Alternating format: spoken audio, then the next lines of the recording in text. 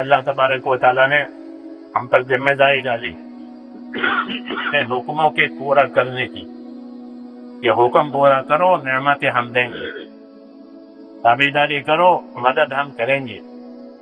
یہ نظام ہے تاکہ کوئی نعمتوں سے غافل نہ بنے، بلکہ اپنی نعمتوں کے استعمال کرنے کی راہیں سوچے کہ مجھ کو یہ نعمت کیوں دی گئی ہے، کس کام کے لیے دی گئی ہے، کیا غفلت کے لیے دی گئی ہے کہ نہیں، بلکہ ان نعمتوں کا تعلق یہ ہے کہ اس سے اللہ تعالیٰ کا شکر ادا کرو، اور جو حقوق اللہ کی طرف سے واجب ہوتے ہیں وہ حقوق ادا کرو. اس لیے یہ نعمتیں دی ہے. حق ادا کرنے والا شکر گزار کہلاتا ہے، حق ادا نہ کرنے والا ناشکرا ہوتا ہے. نعمتوں میں یہی دیکھا جاتا ہے کون شکر گزار ہے. یہ ندیوں کا کہنا ہے کہ اللہ نعمتیں دے کر یہ دیکھتے ہیں کہ کون شکر گزار ہے. بڑی بڑی نعمتیں سلیمان علیہ السلام کو ملک ملا، تو بتا رہے لوگوں سے فرما رہے یہ ملک جو مجھے ملا ہے اور مجھے اللہ نے بادشاہت کی ہے، دعا مانگی تھی تو اللہ نے بادشاہت دے دی. انہیں کوئی تو اسے کچھ کرنا نہیں پڑا، بادشاہت کے لیے دعا مانگی، دعا پر ان کو بادشاہت پہ لیا. یہ خاتم کیا ہے ان کا کہ دعا مانگی کہ مجھے ایسی بادشاہت ہے جو کسی کو نہ ہو، میری نہ ہو. تو بادشاہ بنا دیا اللہ نے، انسانوں پر بھی اور جناتوں پر بھی اور ہواؤں پر بھی، اور پتہ نہیں اتنی بڑی بادشاہت ہے کہ ہوا میں ان کا تخت ہوتا ہے، یعنی کتنی اس کی سیٹیں ہیں، تقاری تقلی جسے ہوائی جہاز اڑتے ہیں. تو فرماتے تھے کہ یہ مجھے نعمت ملی ہے، یہ نعمت دے کر اللہ مجھے دیکھے گا کہ میں شکر گزار بنتا ہوں کہ نہیں بنتا ہوں. یہ نبوت، یہ نبوت. یہ حکومت ملے تو بھی یہ کہ میں شکر گزار بنتا ہوں کہ نہیں، ایمان ملے تو بھی کہ میں شکر گزار بنتا ہوں کہ نہیں. یہ اللہ کا تقاضا ہے. ایمان والا یہی سوچے گا کہ مجھے اس نعمت کا کیا شکر کرنا چاہیے، کیونکہ شکر ایمانی صفت ہے. شکر ایمانی صفت ہے اور مطلوب ہے شکر صبر دونوں، کہ اچھے حالات اللہ نے پیدا کر دیے، یہ شکر کرو، شکر کرو اللہ نے اچھے حالات پیدا کر دیے، نوجوان حالات اٹھا لیے، رکاوٹیں دور ہو گئی، شکر کرو. یہ تقاضا ہوتا ہے نبیوں کی دعوت میں، نبیوں کی تعلیم میں. جب اللہ نعمت دے تو اس کا شکر کرو تاکہ نعمت پر زوال نہ آئے. ہاں، نعمت پر زوال آتا ہے، چھین لیتے ہیں دینے کے بعد. کیوں؟ اس کی ناشکری ہوئی ہے، اس کی ناشکری ہوئی ہے، اس کی قتل نہیں ہوئی ہے، یہ اس کے لائق نہیں ہے، یہ اس کے لائق نہیں ہے، اس لیے اسے نعمت چھین کے دوسروں کو دے دی اور ان کو الجھنوں میں ڈالا. نعمت چھین کر کے الجھنوں میں ڈال دیتے ہیں. حدیث کی دعاؤں میں اس کی طرف اشارے کیے گئے ہیں. اللہم انی اعوذ بک من زوال نعمتک وتحول عافیتک وفوجت نقمتک وجمیع سخطک. ہاں، بڑی زبردست دعا مانگ، استعاذے کی دعا ہے، پناہ مانگنے کی دعا ہے کہ اللہ میں پناہ مانگتا ہوں. کس بات ہے؟ کہ نعمت پر زوال آ رہی تھی، میری نعمت پر زوال نہ آئے، میری نعمت میرے ہاتھ سے نہ جاوے. یہ دعا سکھائی ہے کہ نعمت پر زوال نہ آئے، ورنہ نعمت پر زوال آتا ہے. لوگ کھینچ لیتے ہیں، جس طرح دینا جانتے ہیں واپس لینا بھی جانتے ہیں. اس لیے ڈرایا ہے دین کی نعمت ہو، دنیا کی نعمت ہو، اولاد کی نعمت ہو، کوئی مال کی نعمت ہو، اللہ جس طرح دینا جانتے ہیں چھیننا بھی جانتے ہیں. اس لیے آگاہ کیا، دعا سکھائی ہے. حضور صلی اللہ علیہ وسلم اپنی دعاؤں میں نبی ہیں، اپنی دعوت میں بھی نبی ہیں. جس طرح آپ اپنی دعوت میں نبی ہیں، رہبری کرتے ہیں اللہ کی طرف، دعاؤں میں بھی آپ نبی ہیں، دعاؤں میں بھی رہبر کریں گے. کیا مانگنا ہے، کس سے بچنا ہے. آپ اپنی دعوت میں نبی، آپ اپنی دعا میں نبی، سکھانے کے لیے بھیجا گیا ہے آپ کو. خیر سکھانے کی، معلم الناس الخیر، حضور اللہ کی شان ہے کہ لوگوں کو خیر سکھاؤ، بھلائی سکھاؤ، اس راستے کی یہ بھلائی ہے، اس راستے کی یہ بھلائی ہے، یہ شر ہے، اس سے اپنے آپ کو بچاؤ۔ وہی بتایا کہ اللہ میں پناہ مانگتا ہوں اس بات سے کہ میری نعمت پر زوال نہ آئے، ہاتھ سے نہ چلی جاوے۔ کہ نعمت ہاتھ سے چلی گئی تو یہ پریشانی کھڑی ہو جائے گی، عافیت اور راحت تھی وہ پلٹ جائے گی۔ تحول عافیت کہ نعمت کی وجہ سے راحت تھی، عافیت تھی، سکون تھا، اور وہ نعمت اٹھا لی گئی، چھین لی ناقدری کی وجہ سے۔ اب عافیت اور راحت تو ختم ہو گئی، الجھن کھڑی ہو گئی۔ ایسا ہوتا ہے کہ نعمت کا چھیننا اگر ناراض ہو کر کے ہے تو پھر اس کے پیچھے اللہ کے غصے کے آثار آتے، خالی نعمت کا چھیننا نہیں ہوتا بلکہ غصے کے آثار آتے۔ اس لیے کہا کہ ڈرے اس سے کہ نعمت پر زوال نہ آئے، اور سوچے کہ مجھے یہ نعمت کہاں لگانی چاہیے۔ نعمت کا عام اثر یہ ہوتا ہے کہ نعمت آدمی کو غافل کرتی ہے۔ جی ہاں، جتنی نعمتیں بڑھے گی غفلت کا کہاں نہیں۔ دنیا کے ہر سبب میں غفلت کی تاثیر ہے، یہ دکھائے علماء نے کہ دنیا کے ہر سبب میں غفلت کی تاثیر ہے، اللہ کو بولا دیتی ہے۔ حاکم کی حکومت، تاجر کی تجارت، مالدار کی مالداری، تندرست کی تندرستی، یہ سب چیزیں نعمتیں، لیکن اس کا ایک اثر یہ ہے کہ اگر اس کی محنت صحیح نہیں ہوتی ہے تو یہ اسباب اس کو اللہ سے دور کرتے ہیں، غافل کرتے ہیں۔ اللہ کو متکاسو، نعمتیں بڑی اور تم کو اللہ نے اور تم کو اس نے غافل کر دیا۔ غافل ہونے کے بعد اس کا حافظہ نہیں ہوتا نعمت کا، بلکہ اس کے زیادہ کرنے کی حیرت پیدا ہوتی ہے کہ یہ اور بڑھے اور بڑھے اور بڑھے، اور پھر راستہ اس کے خرچ ہونے کا، یہ اس کے خرچ ہونے کا راستہ، اس نعمت کے استعمال ہونے کا راستہ، وہ اسراف اور فضول خرچی ہوتی ہے۔ نعمتوں میں فضول خرچی، اسراف، مال کو ضرورت سے زیادہ خرچ کر دینا، ضرورت 5 یہ ہے اور 10 خرچ کر دی، ضرورت 20 خرچ کر دی، اسراف یہ نعمتوں میں ہوتا ہے اور حیات میں بھی ہوتا ہے۔ وقت کا اسراف، وقت پر بات کر چلو، ٹائم پاس کرو، لوگ کہتے ٹائم پاس کرو، یعنی وقت کو کاٹو۔ ہماری دعوت کے اصول میں بتاتے ہیں کہ اسراف سے اپنے آپ کو بچاؤ۔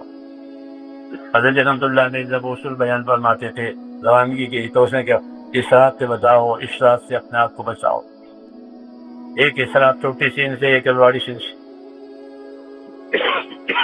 ضرورت سے زیادہ مال خرچ کرتے ہیں۔ اسراف یہ نعمت کی ناقدری ہے، منع فرمایا اللہ نے، پھر ضرورت مت خرچ کرو۔ یہ ضرورت کا مال خرچ ہو گیا اور ایسی عادت پڑی، ضرورت تو 5 کی تھی لیکن 15 لگاتی ہے۔ اسراف، جب اسراف لگا زندگی میں تو آگے ایک دوسری بدی پیدا ہوگی، وہ ہوتی ہے تبذیر۔ قرآن کی زبان میں تبذیر، تبذیر کہتے ہیں بغیر ضرورت کی خرچ کرنا۔ شوق ہے، شوق، شو، اس سے خرچ کرنا، تبذیر، یہ نعمتوں کے برباد کرنے کی باتیں ہیں۔ دعوت کے جو اصول آداب بیان کی جاتے ہیں وہ 4 مہینوں کے لیے نہیں ہوتے، 4 مہینے پر عمل کرو پھر چھوٹتی، ایسا نہیں ہے، بلکہ وہ زندگیوں میں لانے کے لیے اور زندگی کے حال بدلنے کے لیے کہ اب زندگی کس طرح خوبصورت ہے، جو اصول بتائے ہیں وہ زندگی میں آ رہی۔ دوائی کی طرح سے نہیں ہے کہ زمانے دوائی کھا لی بس پھر اب دوا کھانے کرو ورد پورا ہو گیا، ایسا نہیں ہے، بلکہ دعوت کے جو اصول ہیں وہ زندگی کو اس پر ڈالنے کے لیے زندگی اس کی پابند ہو جائے۔ تو نعمتوں میں اطراف ہوتا ہے، نعمتوں میں تبذیر، شوق، یہ شوق ہے، شو ہے، اس میں نعمتیں خرچ ہوتی ہے، جو غفلت کا سبب بنتی ہے، اور بعد مرتبہ یہ غفلت جو ہے بغاوت کا سبب بنتی ہے، اس اللہ سے بغاوت. نعمت ہماری ہے اس میں کسی کا کوئی حق نہیں ہے. قانون نے یہ کہا تھا کہ مال میرا ہے، میں نے کمایا ہے، میں نے جمع کیا ہے، میرے ہنر سے یہ سب آیا ہے، اس میں کسی کا کوئی حق نہیں ہے. اس کو بغاوت کہتے ہیں. نے اس کو آگے بڑھا دیا، اس میں کسی کا کوئی حق نہیں، ہمارا ہی ہے. حالانکہ ایسا نہیں ہے. اس لیے اللہ تعالیٰ نے دین دیا ہے. اس کو قارون کو باغی کہا گیا، یہ باغی ہوا ہے، جس کی چاہت پڑ گئی ہے. باغی جس کی چاہت پڑ گئی ہے کہ ہمارا ہے، دوسری زیادہ ہماری ہے، میں نے کمایا ہے. نعمت کا حق پتہ نہیں ہوا تو نعمت پر زوال آیا، اور وہ نعمت اللہ نے چھین کی اور سزا میں ڈال دیا. یہ پیچھے تو نہیں یہ نعمت تو اللہ سے قریب ہونے کے لیے دی ہے، قربانی کے لیے دی ہے. نعمت کی قربانی انبیاء کرام کا طریقہ ہے کہ وہ اپنی نعمتوں کو قربان کرتے. ابراہیم علیہ السلام بیٹا قربان کرنے کے لیے تیار ہو گئے. قربانی کی مثالیں دی ہے اللہ نے. یہ بیٹا وہ بھی آخری عمر میں اور دعا کے بعد ملا تھا، دعا مانگی تھی، اب بیٹا پیدا ہوا، یہ اب اسے قربان کرو گی. نبیوں کا طریقہ یہ نعمتیں قربانی کے لیے دی گئی ہے. نعمت قربان کرو تاکہ اللہ سے قریب ہو جاؤ، شکر گزار بن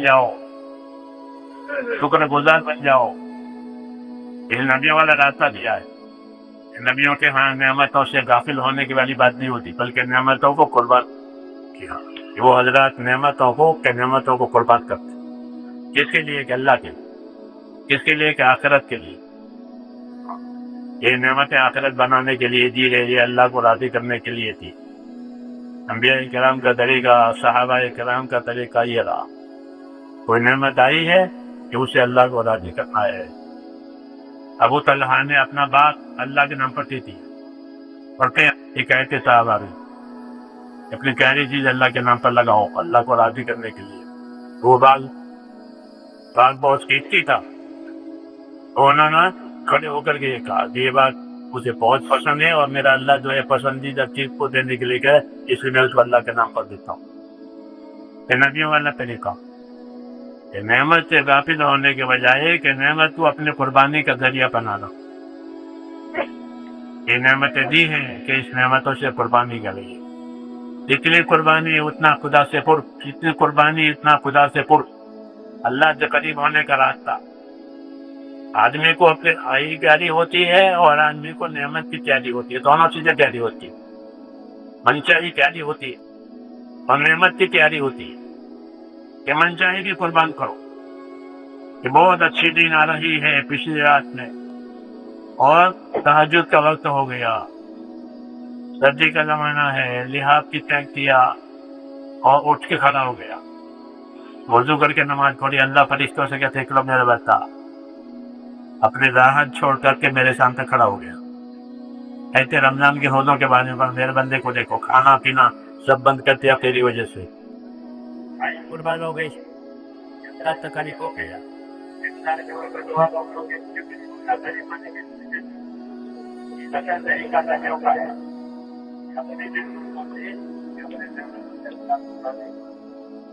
اسلام ہوا، تفسیر ہوا، اور آخری روزہ عیاشی کا ہے. مطرفین کہتے ہیں اس کو، مبذرین. مطرفین قرآن کریم میں مبذرین. اور پھر اس نعمت سے اور اتنا تعلق ہو.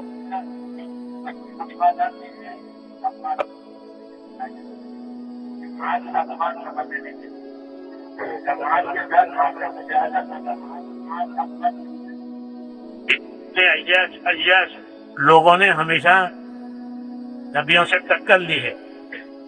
قرآن سے نہیں کہتا. عیاشی آئی، مال آیا، اسباب آئے اور نبیوں سے ٹکرائے. وما ارسلنا فی قریۃ من نبی الا قال مترفوها انا بما ارسلتم به کافرون وقالوا نحن اکثر اموالا واولادا. یہ ہیں بگاڑ کے کہ جب کبھی ہم نے کسی وقت میں رسول بھیجا تو وہاں کے عیاش لوگوں نے یہ کہا کہ جتنی باتیں تم لے کر آئے ہو اے نبی ہمارا سب سے انکار ہے. ٹھیک ہے، یہی ٹکراتے ہیں اپنے یش کی وجہ سے. ہم کو حق بھاری لگتا ہے کہ وہ حق کے دشمن بنتے ہیں.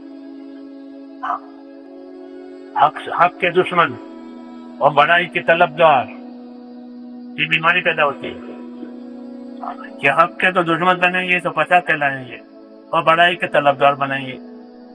اس لیے انبیاء کرام علیہ الصلوۃ والسلام نے میرے دوستوں دنیا کی نعمتوں کے بارے میں ہمارے اوپر قربانی کا راستہ کھولا ہے.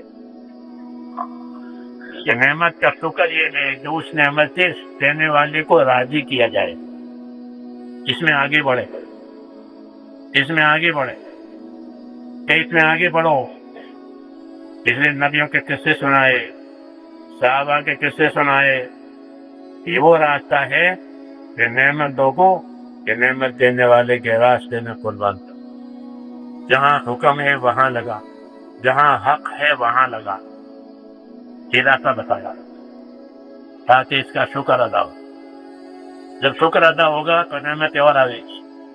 اللہ کا وعدہ ہے کہ جو شکر کریں گے کہ ہم اس میں اضافہ کریں گے، ان کی نعمتوں کو اضافہ کرتے رہے، دیتے رہے، بڑھاتے رہے. حفاظت ہے نعمت کی شکر گزاری میں اور زوال ناشکری میں. ایمان اسی لیے دیا ہے تاکہ ان دونوں پہلوؤں کو پہچانے. ناشکری کا پہلو نہ آئے کہ ایمان کا اور ناشکری کا کوئی جوڑ نہیں ہے.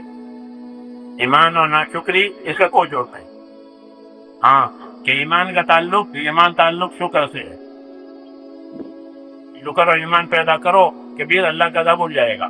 تو ہاں یفعل اللہ بعذابکم ان شکرتم وآمنتم. اللہ تمہیں عذاب سے کیا کرے گا؟ دیکھو اللہ کو عذاب دینے کا شوق ہے. اگر تم شکر گزار بن گئے، ایمان والے بن گئے. ایمان والا بننا، شکر والا بننا اپنے نعمتوں میں، ہاں کہ یہ تو اللہ سے قریب کر دے. کسی کو قربانی کہتے ہیں. ایمان کی ترقی، مذہب کی ترقی اللہ نے ایمان والوں کی قربانی پر رکھی. اس لیے اس کی ترغیب کی کہ اپنے اندر ایمان یقین اتنا پیدا کرنا کہ اللہ کی عظمت کے سامنے کوئی چیز بڑی نہ رہے. کہ اللہ بڑے ہیں، اس کا حکم بڑا ہے، اس کا تقاضا بڑا ہے، اس کی قدرت بڑی ہے اور کل کوئی چیز قدرت کے سامنے کوئی چیز بڑی نہیں. اللہ بڑے. پھر جو اللہ کا حکم آئے گا ہماری طرف کہ وہ حکم بڑا ہے. اور ایک ایک حکم کہ وہ بڑا. اسے ایمان سکھایا ہے، ایمان کی محنت سکھائی ہے تاکہ اللہ کی عظمت، اس کے حکم کی عظمت آئے اور اس کی عظمت کے سامنے یہ دنیا کے حضرات چھوٹے ہو جائے تاکہ اس کا لگانا، اس کا قربان کرنا آسان. یہ صحیح زندگی ہے، شکر گزاری والی زندگی.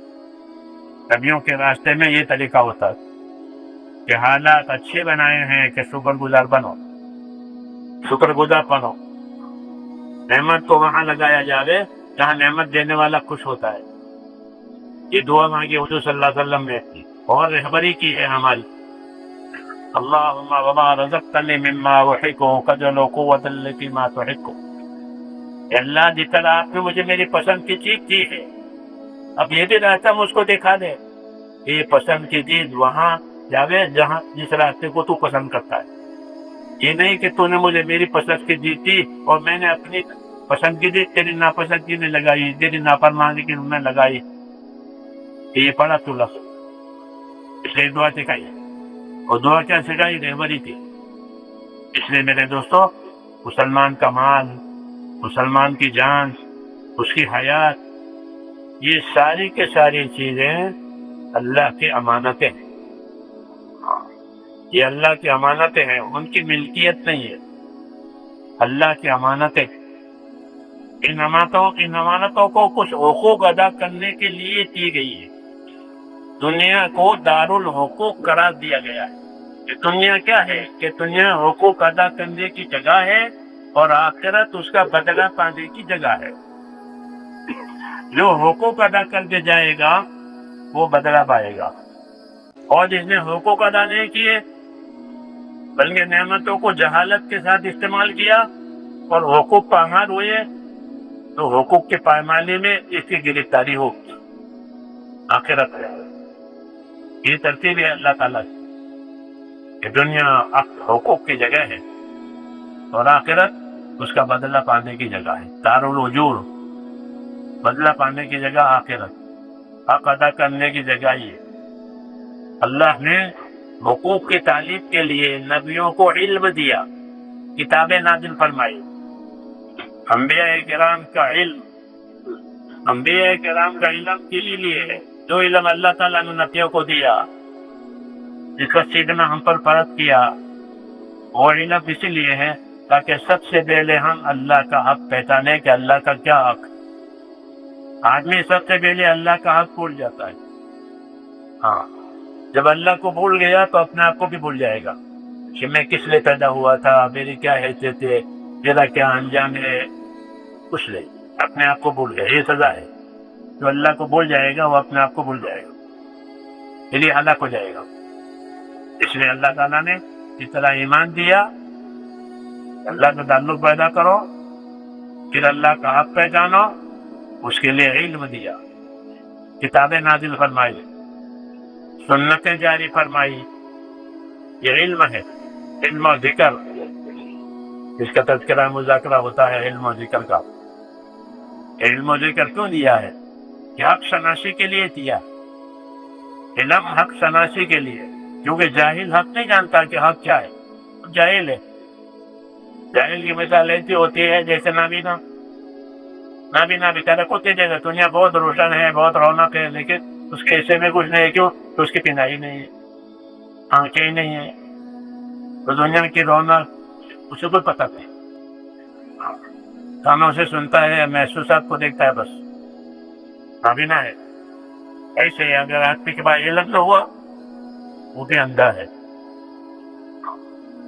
علم نہیں ہے، جانتا نہیں اللہ کا کیا حال ہے، اس لیے ایسا ہو کر کے ادھر ادھر کی چیزوں میں پھنس جاتا ہے، ٹٹولتا ہے، دنیا کے مال مادے کو ٹٹولتا ہے، اس میں زیادہ نفع ہے، زیادہ کامیابی ہے، حالانکہ کسی میں کامیابی نہیں، اگر یہ ٹٹول رہا ہے کیونکہ یہ نابینا ہے۔ اس لیے اللہ تعالیٰ نے علم کا نور دیا ہے آپ کو کہ دین سیکھو تاکہ اللہ کا حق پہچانو۔ سب سے پہلے اللہ کا حق ہے کیونکہ اس نے وجود دیا ہے اور عبادت کے لیے پیدا کیا ہے۔ اس لیے حضور صلی اللہ علیہ وسلم نے یہ تعلیم دی ہے کہ اللہ کا حق یہ ہے کہ اللہ کی عبادت کی جائے اور اس کے ساتھ کسی کو شریک نہ کیا جائے۔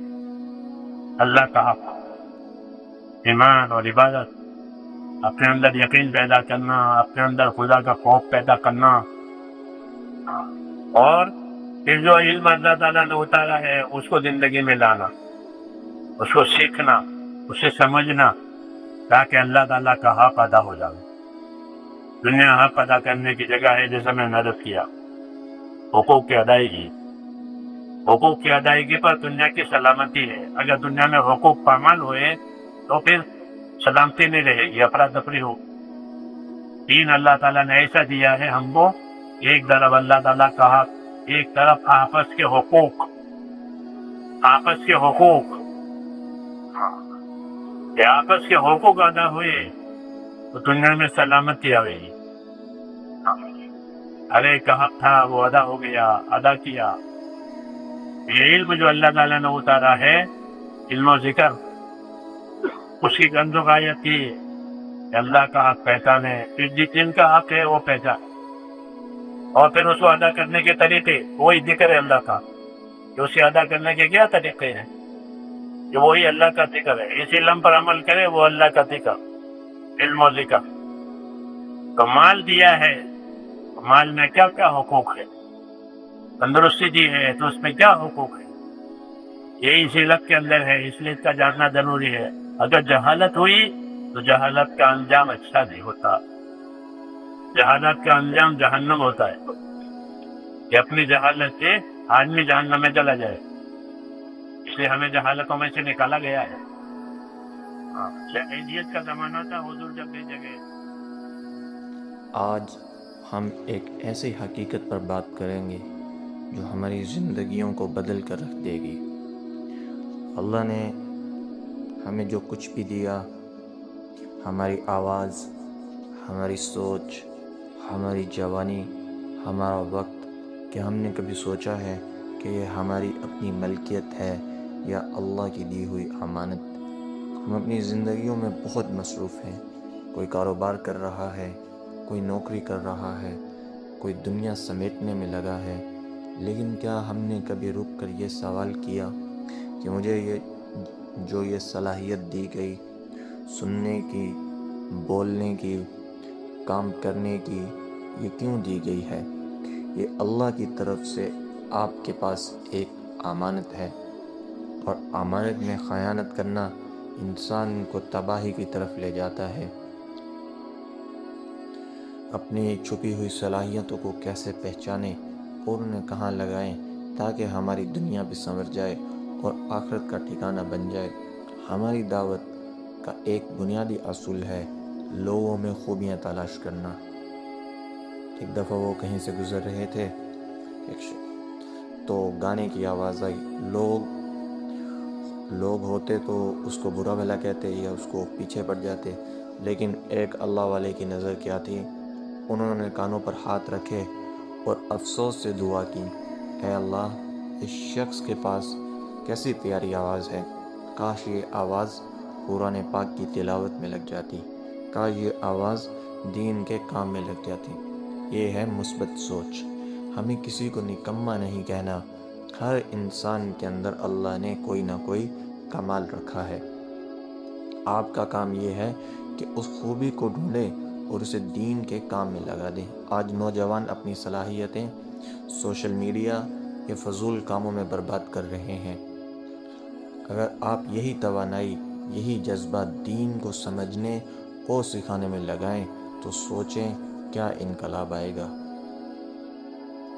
امت کا سب سے بڑا المیہ یہ ہے کہ وہ اپنی صلاحیتوں کو، اپنے مال کو اور اپنی زندگی کو اپنی جگہ سمجھ بیٹھے ہیں۔ لوگ کہتے ہیں میری زندگی ہے، میری مرضی۔ یاد رکھیں آپ اس کے مالک نہیں ہیں، یہ صرف آپ کے پاس ایک امانت ہے۔ جس طرح ایک بینک میں آپ کو لاکھوں روپے رکھے جائیں اور کہا جائے کہ یہ صرف غریبوں پر خرچ کرنے ہیں، تو آپ ایک ایک پائی کا حساب رکھیں گے۔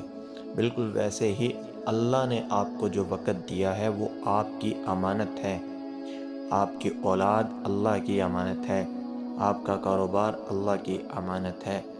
اگر ہم نے ان چیزوں کو اللہ کے حکم کے بغیر استعمال کیا تو یہ خیانت ہے۔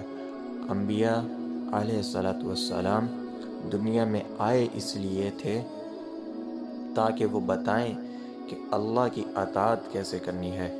ہماری زندگی کا مقصد صرف روٹی کمانا نہیں، بلکہ اللہ کے احکامات کو زندہ کرنا ہے۔ آج ہر شخص حالات سے پریشان ہے۔ ہر محفل میں ایک ہی بات ہوتی ہے، مہنگائی، پریشانی، معاشی حالات۔ لوگ سمجھتے ہیں کہ کوئی حکومت آئے گی تو حالات بدلیں گے، کوئی لیڈر آئے گا تو تبدیلی آئے گی۔ میرے بھائیوں، حالات بدلنے کا فارمولہ صرف اللہ کے ہاتھ میں ہے، صرف اور صرف اللہ کے ہاتھ میں ہے۔ اللہ نے ہر حکم میں ایک اثر رکھا ہے۔ نماز میں اثر ہے، سچائی میں اثر ہے، ایمانت داری میں اثر ہے۔ جب ہم اللہ کے حکم کے مطابق تجارت کریں گے تو اللہ ہماری تجارت میں برکت ڈالے گا۔ جب ہم اللہ کے حکم کے مطابق زمینداری کریں گے تو اللہ زمینداری سے پیداوار میں برکت ڈالے گا۔ اللہ نے ہمیں اسباب دیے ہیں تاکہ ہم ان کے ذریعے اللہ کے احکامات کو پورا کریں۔ تجارت کرنا برا نہیں، لیکن تجارت کو اللہ کے حکم کے بغیر کرنا برا ہے۔ تجارت کرنا برا نہیں، لیکن تجارت کو اللہ کے حکم کے بغیر کرنا برا ہے۔ جس دن آپ کا کاروبار اللہ کے احکامات کے تابع ہوگا، اس دن حالات خود بخود بدل جائیں گے۔ آخر میں آپ کو یہ بتانا چاہتا ہوں کہ دنیا ایک امتحان گاہ ہے۔ یہاں ہم ہمیشہ کے لیے نہیں آئے، ہم مسافر ہیں۔ اللہ نے دنیا آپ کے لیے پیدا کی ہے، لیکن آپ کو اللہ نے آخرت کے لیے پیدا کیا ہے۔ عقل مند وہ ہے جو اس دنیا سے اپنی آخرت خرید لے۔ عقل مند لوگ کون ہیں؟ جو اس دنیا میں رہ کر نیکی بھلائی کے کام کریں اور اس سے اپنی آخرت کو سنوار لیں، اللہ کو راضی کر لیں۔ جب انسان اپنی زندگی کو اللہ کے حکم پر گزارتا ہے تو اسے موت سے ڈر نہیں لگتا۔ موت ایک دروازہ ہے جس کی طرف اللہ اور اس کے پیارے رسول سے ملاقات ہوگی۔ میری آپ سب سے یہی گزارش ہے کہ اپنی صلاحیتوں کو ضائع مت کریں، اپنی زندگی کو اللہ کی رضا کے لیے وقف کر دیں، کیونکہ جن سے اللہ راضی ہو جاتے ہیں ان کے ہر کام بن جاتے ہیں۔ ہمارا مقصود ہر چیز میں اللہ کی رضا ہو، نماز پڑھنا اللہ کی رضا کے لیے ہو، کسی کو معاف کرنا اللہ کی رضا کے لیے ہو۔ کام تو کرتے ہی ہیں ہم، اگر یہ سوچ بنا لیں کہ کام صرف اللہ کی رضا کے لیے ہے تو اس میں برکت ہوگی۔ ہر چیز اللہ کی رضا پر، جو لوگ اللہ کی رضا کے لیے کام کرتے ہیں وہی لوگ کامیاب ہیں۔ اور کل قیامت کے دن کون لوگ کامیاب ہوں گے؟ جن سے اللہ راضی ہوگا۔ اس کے لیے ہمیں اپنی نمازیں کو قائم کرنا ہوگا، 5 وقت کی نماز پڑھنی ہوگی، صبح کی نماز، ظہر کی، مغرب کی، عشاء کی، ان کی پابندی کرنی ہوگی۔ روزہ سال میں 1 مرتبہ رمضان آتا ہے، اس کو مکمل پکڑنا ہوگا۔ جن پر زکوٰۃ فرض ہے ان کو زکوٰۃ ادا کرنی ہوگی، جن پر حج فرض ہے ان کو حج کی ادائیگی کرنی ہوگی۔ اللہ کو ناراض نہیں کرنا۔ آپ آفس میں ہیں، آپ نے ایمانداری سے کام کرنا ہے اور اللہ کو راضی کرنا ہے۔ حلال کمائیں، حرام میں برکت نہیں۔ دکھنے میں زیادہ ہے لیکن ہے نہیں برکت، حلال کے تھوڑے میں برکت ہے۔ اس لیے اپنے آپ کو اللہ کے راضی کرنے کے لیے وقف کر دیں۔ آج کے دن عہد کریں کہ ہم اپنی زبان، اپنے کان اور اپنا وقت صرف اور صرف دین کی محنت میں لگائیں گے۔ عہد کریں کہ ہم اپنی زبان، اپنے کان اور اپنا وقت صرف اور صرف دین کی محنت میں لگائیں گے۔ اللہ آپ کی زندگیوں میں برکت ڈالے گا۔ اللہ ہم سب کو اپنی امانتوں کو صحیح حفاظت کرنے والا بنائے۔ اللہ مجھے اور آپ کو صحیح عمل کرنے والا بنائے، ہر چیز پر عمل کرنے والا بنائے۔ ہماری راہ صحیح ہو، اللہ مجھے اور آپ کو صحیح راستے پر چلنے والا بنائے، ہدایت دے، ہماری آنکھوں کو زنا سے بچائے، ہاتھوں کو زنا سے بچائے، شرمگاہوں کو زنا سے بچائے۔ اس کے لیے سب نیت کریں کہ انشاءاللہ ہم وہ چیز کریں گے جس سے ہمارا اللہ راضی ہوگا۔ تو میری بھی یہ نیت ہے، آپ سب بھی یہ نیت کریں، انشاءاللہ اللہ ہم سب کو عمل کی توفیق دیں گے۔ آمین یا رب العالمین۔